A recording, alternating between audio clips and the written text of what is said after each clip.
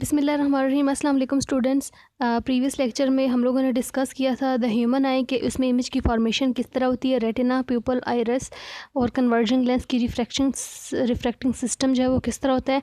आज के टॉपिक में हम देखेंगे कि द ह्यूमन आई अकोमोडेशन के बेसिकली जो पावर ऑफ द अकोमोडेशन है वो एक्चुअली क्या होती है। पावर ऑफ अकोमोडेशन का मतलब होता है कि अगर एक ऑब्जेक्ट है जो कि बहुत ज़्यादा दूर है, डिस्टेंट ऑब्जेक्ट है, और एक ऑब्जेक्ट है जो बहुत ज़्यादा करीब है, क्लोज ऑब्जेक्ट, तो दूर की चीज़ों को देखने के लिए और करीब की चीज़ों को देखने के लिए जो हमारा ह्यूमन आई का जो लेंस है, कन्वर्जिंग लेंस, वो किस तरह इमेज जो है वो रेटिना पे फॉर्म करता है।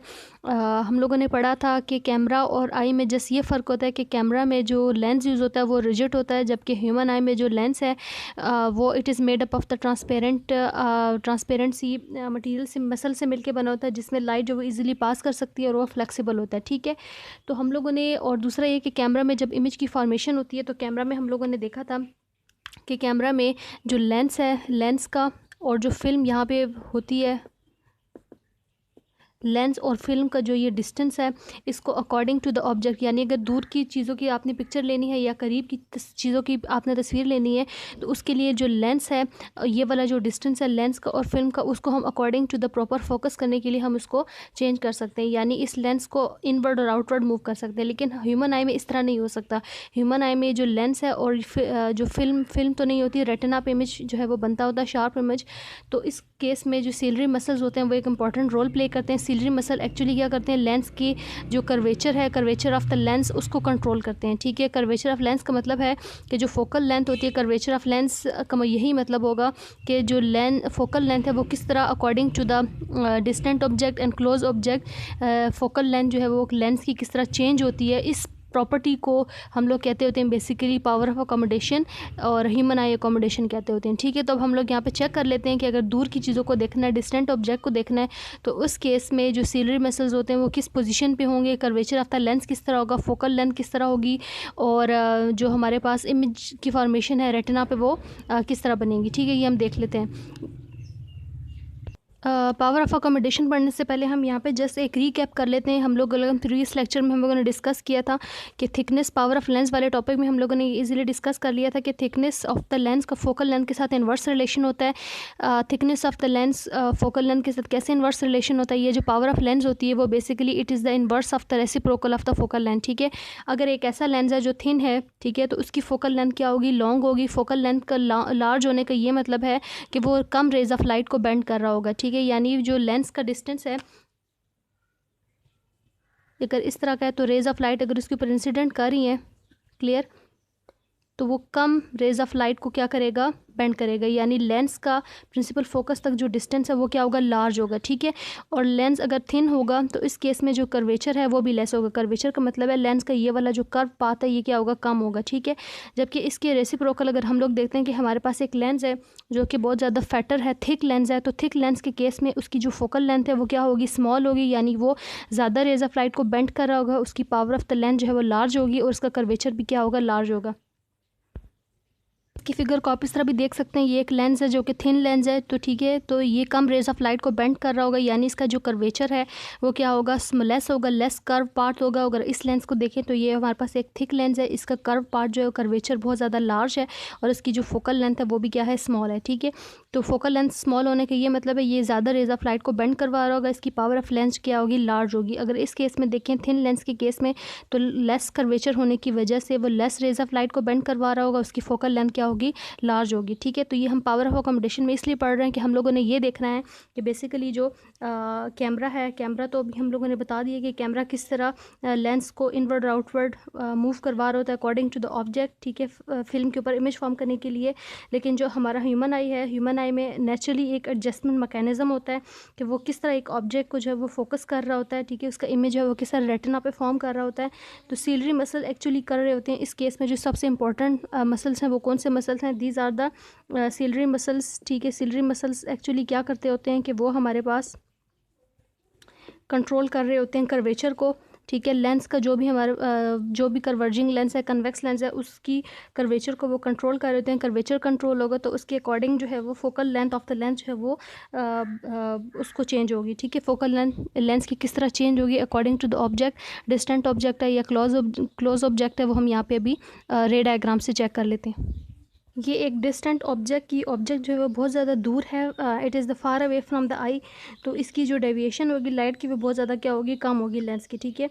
इस केस में क्या होगा, सिलरी मसल जो है वो अपनी रिलैक्स पोजीशन में होंगे।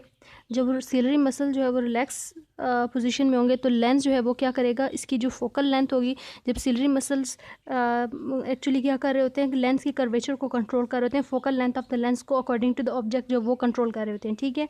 तो यहाँ पे इस केस में देखें जो लेंस है वो हमारे पास किस पोजीशन में, it is in relax position, ठीक है। रिलैक्स्ड लेंस जब रिलैक्स पोजीशन पे होगा तो अगर आप देखें तो लेंस जो है वो किस थिन सा लेंस फॉर्म हो रहा है, ठीक है। तो इस केस में इसकी जो कर्वेचर है वो क्या करेगी, डिक्रीज़ करेगी।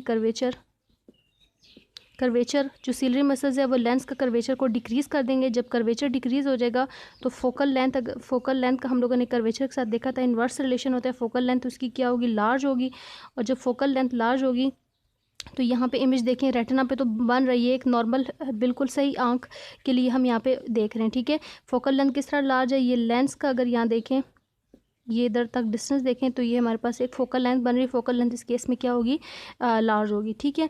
अब अगर हमने ये देखना है कि एक ऑब्जेक्ट जो है वो एक क्लोज्ड ऑब्जेक्ट को चेक करना है तो उस केस में जो उसकी रे डायग्राम है वो किस तरह होगी। ये क्लोज ऑब्जेक्ट को चेक करने के लिए सिलरी मसल जो है वो क्या करेंगे, कर्वेचर ऑफ द लेंस को इंक्रीज़ कर देंगे। जब curvature of the lens increase हो जाएगा तो फोकल लेंथ क्या हो जाएगी, शॉर्ट हो जाएगी।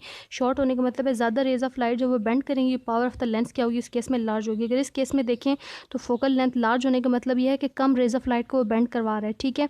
तो कम रेज ऑफ लाइट यानी इस केस में पावर ऑफ जो लेंस है वो लेस होगी, क्योंकि कर्वेचर जो है उसका क्या कर गया, डिक्रीज़ कर गया।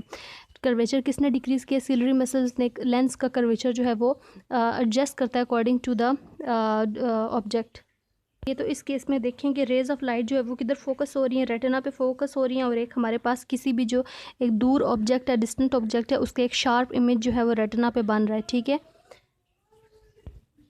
इस केस में जब ऑब्जेक्ट जो है वो बहुत ज़्यादा करीब होगा हमारी आंख के, तो इस केस में जो लेंस है वो टेंस्ड पोजीशन पे होंगे। टेंस पोजीशन में होंगे तो जो सिलरी मसल्स हैं वो कर्वेचर को इंक्रीज़ कर देंगे।